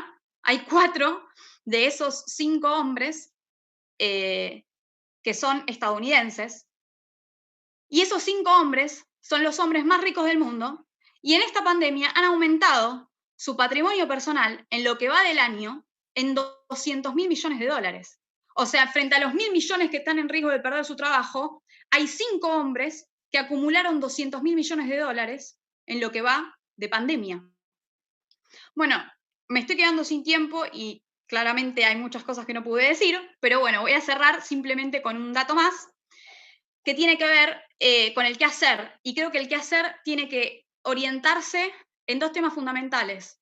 Uno son los acuerdos y las necesidades nacionales que hay que poner como prioridad número 1 para la reconstrucción después de 4 años de neoliberalismo y de una pandemia que vino a arrasar con todos, pero no con todos por igual. Que esos acuerdos y esas necesidades nacionales tienen que reorientarse en el modelo productivo, porque es el modelo productivo el que tiene la capacidad de generar empleo y generar empleo de calidad y de generar exportaciones, pero que estén atadas a un modelo en donde no se ponga por encima del trabajador y de la trabajadora la necesidad de generar divisas, sino que estén en armonía. Y por otro lado, la necesidad de diferenciar entre alianza y acercamiento en cuanto a la política exterior y nuestro relacionamiento. Y ahí cierro con dos cosas. Por un lado, creo que hay que acercarnos a todos aquellos estados que decidan denunciar un mundo en donde parece que no hay reglas, en donde se alimenta el caos y se alimenta la violencia. Esos acercamientos pueden ser coyunturales y pueden ser con países con los que no estemos de acuerdo en todo, pero estemos de acuerdo en esa cuestión fundamental.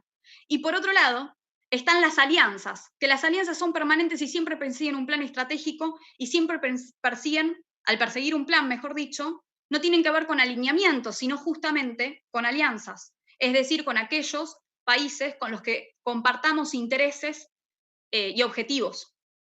Y que me parece que en ese plano es fundamental el rol de Rusia y de China, como mencionaba hace unos minutos el vicecanciller, con respecto a las alianzas que debe tejer nuestro país para con el mundo. Y para cerrar, quiero decir algo más respecto a esto, y ya termino porque se me quedó sin tiempo. Creo que hay que, como decía, acercarnos a todos aquellos que se predispongan a forjar un mundo con mayor cooperación, con mayor multilateralidad, con reglas claras, aunque no coincidamos en todo, pero con los que le puedan poner un poco de templanza a la locura y al desastre y al caos que hoy vive esta humanidad.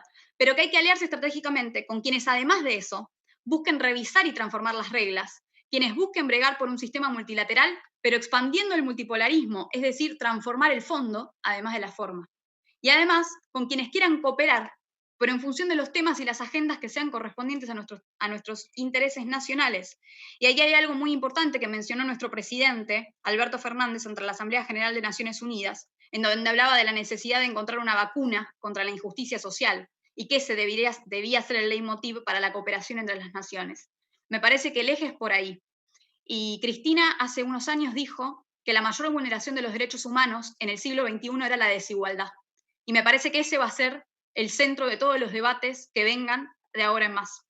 Les agradezco y perdón que me extendí unos minutos del tiempo que tenía. Es un honor para mí haber participado de este panel, tremendo panel, y agradecerle de nuevo a todos los participantes.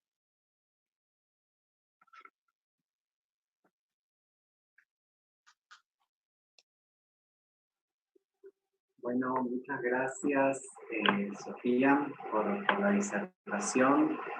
A continuación les voy a leer algunas líneas, algunos interrogantes que hemos podido advertir en el chat de YouTube para poder acercarles. En principio, para el embajador Tetamanti, algunas de las preguntas iban dirigidas a esto que usted mencionaba de el creciente poder que adquieren actores a nivel internacional, y mencionó varios países, ¿no? En ese sentido, ¿qué opinión tiene sobre actores que no son estados, ¿sí? Actores no estatales como posible como mayor relevancia en el sistema internacional? Otra de las preguntas está vinculada a cómo cree el embajador esos espacios multilaterales de intercambio que han perdido relevancia, como en el caso del G77 más China, o del BRICS, ¿no? Donde Argentina no forma parte, pero sí ha participado de sus cumbres. Bueno, saludamos y disculpamos a Pedro Brieger, que tuvo que retirarse por compromisos que había asumido. Y ahora dos líneas para una reflexión final para Verónica y para Sofía. Verónica, por un lado, consultan qué aportes se pueden hacer desde el campo académico para el desarrollo de las relaciones internacionales y la integración de este mundo que se viene. Y para Sofía, una pregunta que se vinculaba con la disertación que tuviste, con el interrogante de si se podrá implementar una nueva forma política de integración regional teniendo en cuenta los distintos intereses geopolíticos estatales, ¿sí? Así que, si les parece, le voy a ceder la palabra en primer lugar al embajador Tetamanti, que responda esas dos preguntas y después seguimos en el orden como veníamos, Verónica y Sofía. Muchas gracias. No escuché bien la segunda pregunta. Entiendo que lo que se preguntaba era por la pérdida de relevancia de algunos grupos, y en ese contexto se mencionaba G77 más China y BRICS. Los organismos internacionales tienen por definición legalidad y tienen legitimidad. Si van perdiendo su capacidad operativa, eso no lo van a perder, porque los organismos, los acuerdos que le dieron sustento, van a existir de todos modos. Y nosotros tenemos una serie de organismos internacionales que han sobrevivido a pesar de que han perdido todo tipo de capacidad operativa. Algunos que la gente ni siquiera recuerda su existencia. Y que sin embargo siguen funcionando a pesar de que no toman decisiones que impactan en la primera plana de los diarios. Lo que no son organismos, sino que son foros en donde se juntan países, en realidad no hay allí una legalidad que lo sustente. Y la legitimidad que lo sustenta está dada por la confluencia de intereses y la capacidad que tengan operativa. Entonces, un grupo como BRICS, necesariamente para poder sobrevivir, requiere que sus integrantes sigan impulsando su propia existencia y una agenda de los BRICS. Esa agenda de los BRICS requiere una visión compartida por sus integrantes. Y en este momento nosotros vemos en el concierto internacional que es más difícil ahora que hace 2 años creer que están exactamente en el mismo largo de onda la B larga, la R, la I, la C y la S, porque aparecen ahí propuestas distintas y de allí una caída de la relevancia de lo que proponía el grupo BRICS. Y esto tiene que ver también con la agenda internacional. En el grupo BRICS hay en un origen una relación entre Rusia, India y China, que se mantiene fuerte. Hay una capacidad operativa de estos tres que tiene que ver incluso con el desafío al dólar como moneda de reserva, porque se basan en la posibilidad de generar un intercambio alternativo sobre la base del swap sin pasar por monedas fuertes. O sea, hay una agenda fuerte.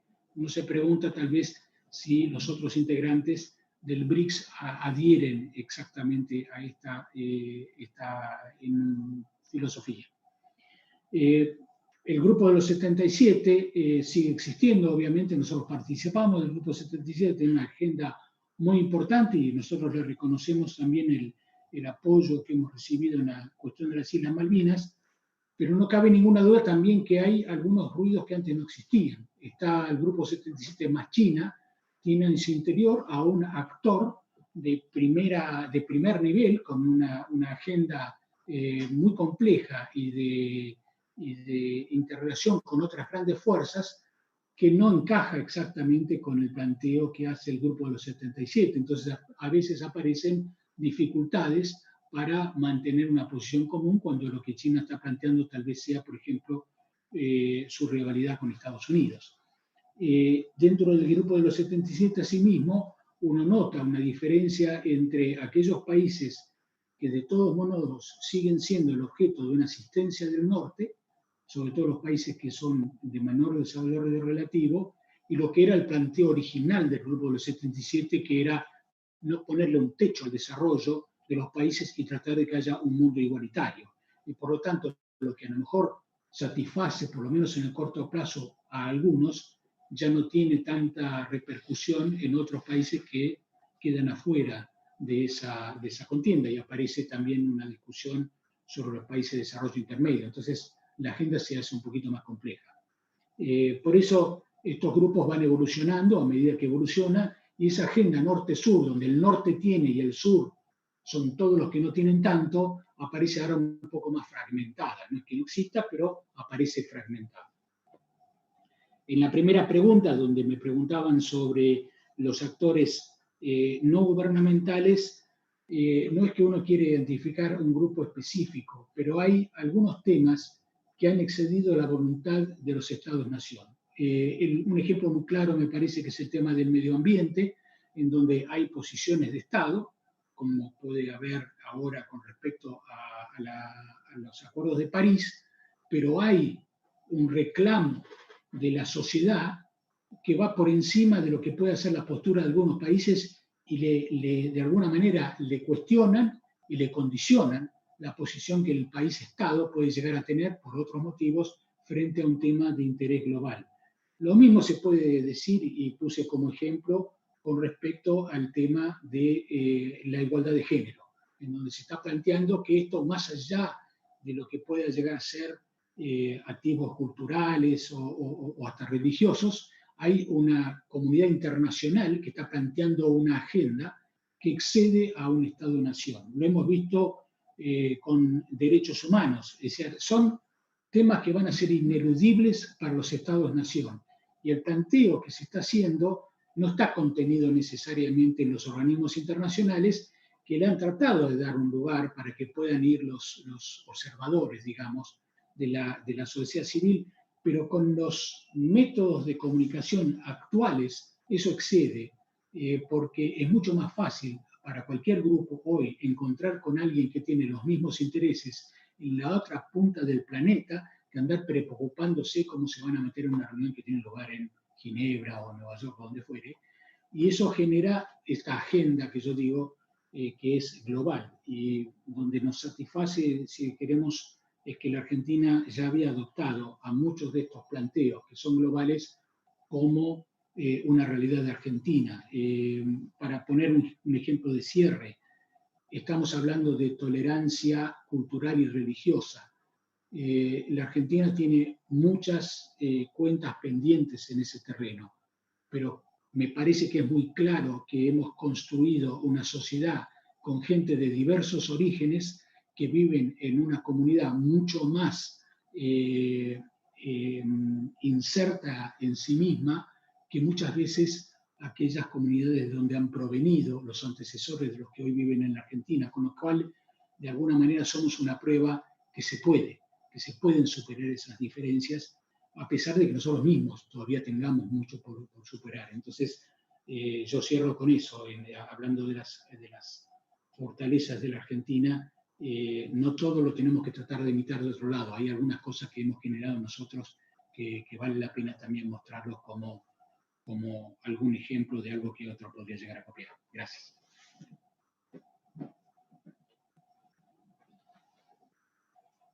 Bueno, me toca a mí una reflexión final.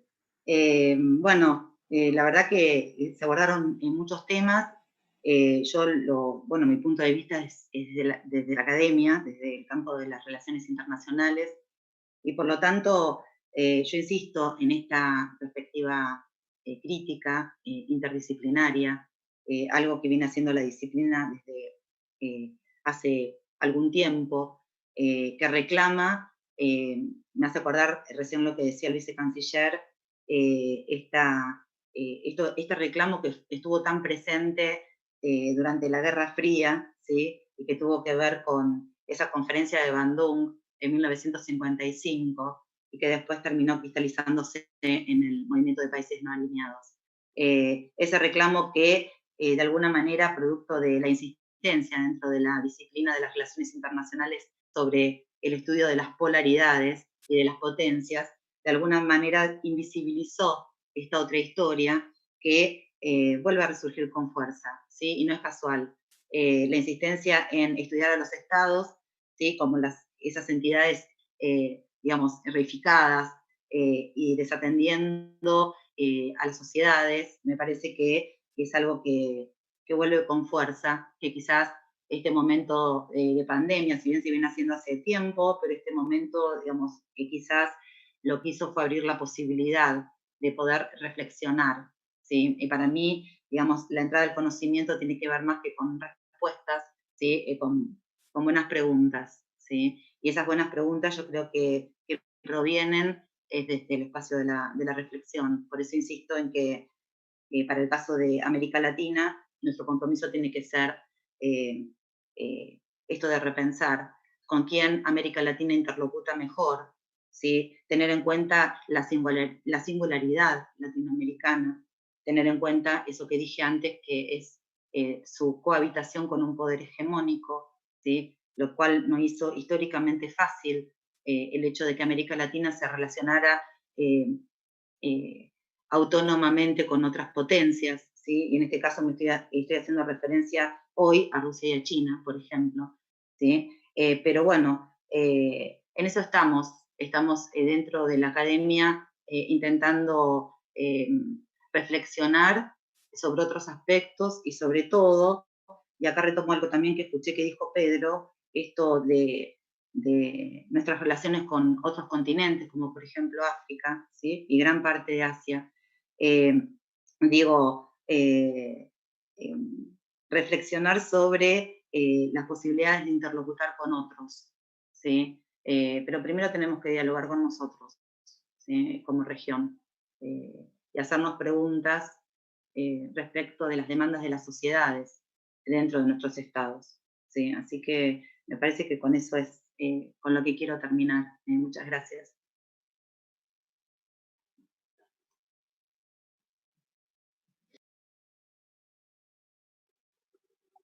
Sofía. Bueno, a mí me habían preguntado, me preguntan, ¿se podrá implementar una nueva forma política de integración regional teniendo en cuenta los distintos intereses geopolíticos estatales? Está muy buena la pregunta, porque a mí me parece que tenemos que reforzar una idea que ya los colegas mencionaron, que creo que tiene que ver con que la integración no persigue dogmas, o no son los dogmas los que persiguen la integración, sino que a lo largo de la historia de nuestro continente, de nuestra región, se vio en ese proceso o en esa necesidad de la integración la forma de cumplir y lograr objetivos muy concretos. Yo creo que incluso en esos años de la UNASUR también se forjó, obviamente, que ahora la situación es distinta, pero en ese momento también, a pesar de haber mayor cantidad de gobiernos por ahí de un tinte político similar, también convivió en la diversidad ideológica de muchos que estaban ahí adentro, e incluso en algunos temas, países con los que ideológicamente coincidían en otros, en algunos temas no coincidían, como pasaba también en el Consejo Sudamericano de la Defensa, por ejemplo, ¿no? Entre los debates que se establecían entre Brasil, Venezuela, Colombia, Argentina. Entonces me parece que lo que debemos es tomar conciencia geopolítica, como decía Metol Ferrer. La conciencia geopolítica es entender las prioridades de forjar esa unidad para poder enfrentar las vicisitudes de nuestra región ante un mundo que cada vez es más conflictivo, como decía, y cada vez más volátil e incierto. Es una forma de conseguir certezas para los objetivos nacionales de cada uno de los países que son parte de este bloque, ya sea a través de la UNASUR o a través de otra institución en donde se puedan plasmar esos intereses comunes. Pongo el ejemplo de UNASUR porque me parece el más gráfico, y porque también, digo, se veía reflejada esa diversidad ideológica. Creo que la meta de la integración o la discusión de la integración se debería dar desde el punto de vista político, simbólico y sobre todo material. Compartimos recursos, nuestra región comparte recursos, compartimos fronteras enormes entre nuestros propios países, y compartimos una necesidad que es la de dejar de ser proveedores de materia prima sin valor agregado y empezar a construir un encadenamiento regional que nos permita generar valor para agregar a las exportaciones y vender. Digo, y eso es un interés material que obviamente puede haber diferencias y hay asimetrías en el propio bloque que va a haber que discutir o que hay que discutir siempre, pero eso es algo que no le puede caer mal a ningún país, ¿no? Después hay una cuestión que tiene que ver con los planos nacionales de cada uno de los países. ¿Qué factores o qué poderes son más fuertes dentro de ese esquema? Y hoy en la región vemos que hay una creciente relevancia del sector del agronegocio, que no necesita de la industria, ¿no? Y que esos sectores del agronegocio que van creciendo hacia adentro de nuestros países también ejercen influencia y presión hacia esa política exterior y a esa política de integración. Por eso durante los últimos 4 años vimos que se empezó a dar una discusión por la flexibilización del Mercosur una vez más. Se planteó, a propuesta de Brasil, por ejemplo, reducir el arancel externo común del Mercosur. Eso lo que hace es dejar, si se quiere, libradas al azar y a la suerte del mercado las industrias nacionales. Ese arancel externo común, la función que tiene es proteger la industria nacional. Entonces, obviamente que esa discusión material de la integración se va a encontrar con choques hacia adentro de los estados nacionales, producto de los factores de poder que ejercen distintas influencias. Pero hay mucho para explotar por parte de los estados nacionales en esa discusión de la integración. Nuestra región es una región que está prácticamente desconectada si hablamos de infraestructura, ¿no? Lo mencionaba el vicecanciller al principio de su exposición, la necesidad de crear infraestructura en materia de telecomunicaciones, en materia de energía, en materia de caminos, de rutas, ¿no? Esos son proyectos que se pueden encarar de manera transformadora y efectivamente transformadora si se hacen de manera, con algún tipo de vínculo regional. Creo que si hay que volver a instalar la cuestión de la integración, hay que ir por ese lado, por las necesidades materiales que tiene nuestra región, y que sin integración política no van a tener cauce. Y esa integración económica, si no la coordinan los estados, las coordinan las grandes empresas de las marcas internacionales que vienen a instalarse en nuestra región, que establecen algún tipo de proceso productivo bilateral, como es el caso de Brasil-Argentina, pero que queda ahí, y que eso no genera transformación real y efectiva. Puede motorizar algún sector particular del entramado productivo, pero no genera una transformación real y contundente. Entonces hay que profundizar en esa integración material a nivel regional, pensando en las necesidades comunes. Eso me parece que puede ser una buena forma de pensar la integración en el tiempo que viene.